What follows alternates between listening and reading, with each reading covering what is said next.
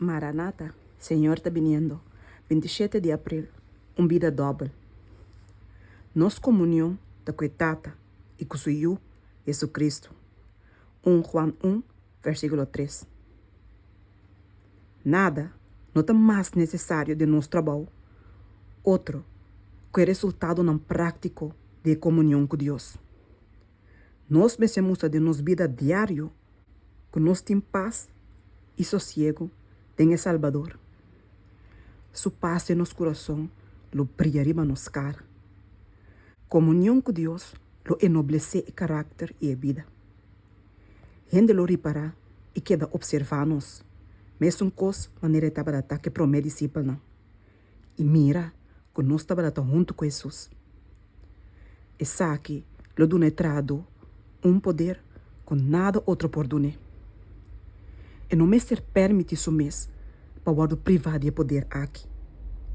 Nós me viva vida doble. Vida de pensamento e ação, de oração silenciosa e trabalho sincero. Tudo o trabalho de guia e treinamento de Deus, mestre de hora tranquilo, para comunhão com o mesmo coração, com a natureza e com Deus. Nós, mestre, tende e papi no nosso coração individualmente. Ora que tudo outro bosta o silenciar, e nós está guardando tem silêncio, e silêncio de alma está a ser voz de Deus mais clara ainda. E está pedindo nos queda quieto e saco ame a Deus. Salmo 46, versículo 10. E saque está a preparação efetiva para todo labor que está guardando assim para Deus. Mas meio de multitud, que está ranchando ali e a pressão de atividade na intenso de vida, e som que está guardando refrescar de maneira aqui, lo guardo rondonar com atmosfera de luz e paz. Ele recebeu uma dotação nova de tanto força física como força mental. Sua vida lo plama uma fragrância doce que lo revela um poder divino que lo alcança o coração de gente. Hope, hasta de no momento de devoção, da falha de receber a bendição de uma comunhão verdadeira com Deus. Não tem muito por aí. Que o passo não lhe não te puxa, passa, dor de círculo de presença amorosa de Cristo, passando Deus sua presença amorosa por bem.